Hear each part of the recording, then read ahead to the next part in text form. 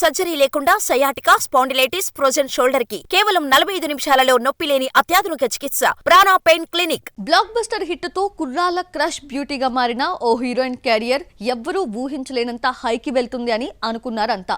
ముఖ్యంగా తెలుగులో offers వెల్లువలా వచ్చేస్తాయని expect చేశారు. కట్ చేస్తే ఏడాదిలో ఒక్క ఛాన్స్ కూడా దక్కించుకోలేదు. ఇప్పుడు ఆ హీరోయిన్ టాలీవుడ్ ఎంట్రీకి రెడీ అయిపోతోంది.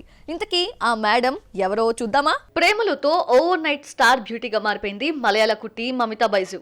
సైడ్ క్యారెక్టర్స్ నుండి హీరోయిన్ గా మారిన అమ్మడికి ఐడెంటిటీనిచ్చింది ఈ సినిమా. మాలీవుడ్ లో మాత్రమే కాకుండా టాలీవుడ్ ఆడియన్స్ కి సినిమా బాగా ఎక్కేయడంతో క్రష్ ట్యాగ్ ఇచ్చేశారు ఈ బ్యూటీకి. ఇక అమ్మడి కెరియర్ ఎక్కడికో వెళ్ళిపోతుంది అని ఎక్స్పెక్ట్ చేశారు. కానీ అంచనాలన్నీ రివర్స్ అయ్యాయి.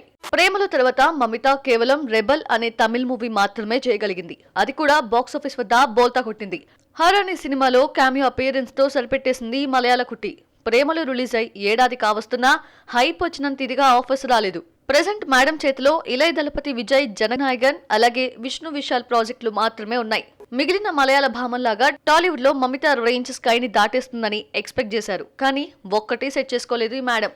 అందుకే ఈ ఏడాది టీ టౌన్ పై కాన్సన్ట్రేషన్ చేస్తోంది. ప్రదీప్ రంగనాథన్ టాలీవుడ్ ఎంట్రీ మూవీతోనే మమత కూడా అడుగు పెట్టబోతోంది. మైత్రి మూవీ మేకర్స్ నిర్మిస్తోంది. ఇదే కాకుండా ప్రదీప్ కీర్తీశ్వరన్ కాంబోలో తెరకెక్కబోతున్న ప్రాజెక్ట్ లో ఆమె ఫైనల్ అయినట్లు టాక్.